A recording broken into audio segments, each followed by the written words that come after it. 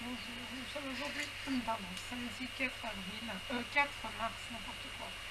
Nous sommes aujourd'hui samedi 4 mars 2017. J'avance la lecture de Jean, de l'évangile de Jean, dans le Nouveau Testament à la fin, au chapitre 3. Mais il y eut un homme d'entre les pharisiens nommé Nicodème, un chef des Juifs, qui vint, lui, auprès de Jésus de nuit et lui dit: Rabbi, nous savons que tu es un docteur venu de Dieu, car personne ne peut faire ces miracles que tu fais si Dieu n'est avec lui. Jésus lui répondit: en vérité, je te le dis, si un homme ne naît de nouveau, il ne peut voir le royaume de Dieu. Nicodème lui dit: comment un homme peut-il naître quand il est vieux? Peut-il rentrer dans le sein de sa mère et naître?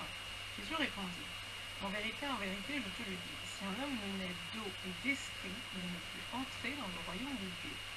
Ce qui est né de la chair est chair, et ce qui est né de l'esprit est esprit. Alors, ce qui est né de l'esprit avec un grand E est esprit avec un petit e. Ne t'étonne pas que je t'ai dit, il faut que vous naissiez de nouveau. Le vent souffle où il veut, et tu en entends le bruit, mais tu ne sais d'où il vient, ni où il va. Il en est ainsi de tout homme qui est né de l'esprit. Nicodème lui dit: comment cela peut-il se faire? Jésus lui répondit: tu es le docteur d'Israël et tu ne sais pas ces choses? En vérité, je te le dis, nous disons ce que nous savons et nous rendons témoignage de ce que nous avons vu. Et vous ne recevez pas notre témoignage. Si vous ne croyez pas quand je vous ai parlé des choses terrestres, comment croirez-vous quand je vous parlerai des choses célestes? Personne n'est monté au ciel si ce n'est celui qui est descendu du ciel. Si ce n'est celui qui est descendu du ciel, je répète, le Fils de l'homme qui est dans le ciel. Et comme Moïse éleva le serpent dans le désert, il faut de même que le Fils de l'homme soit élevé, afin que quiconque croit en lui ne périsse point, mais qu'il ait la vie éternelle. Car Dieu a tant aimé le monde qu'il a donné son Fils unique, afin que quiconque croit en lui ne périsse point, mais qu'il ait la vie éternelle.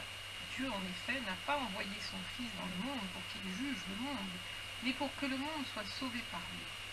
Celui qui croit en lui n'est point jugé, mais celui qui ne croit pas est déjà jugé, parce qu'il n'a pas cru au nom du Fils unique de Dieu. Et ce jugement, c'est que la lumière étant venue dans le monde, les hommes ont préféré les ténèbres à la lumière, parce que leur œuvre était mauvaise. Car quiconque fait le mal est la lumière, et ne vient point à la lumière, de peur que ses œuvres ne soient dévoilées. Mais celui qui agit selon la vérité vient à la lumière, afin que ses œuvres soient manifestées parce qu'elles sont faites en Dieu.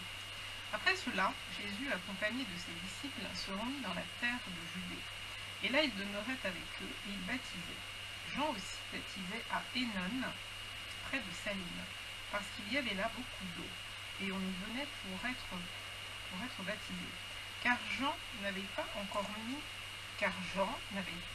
été mis en prison.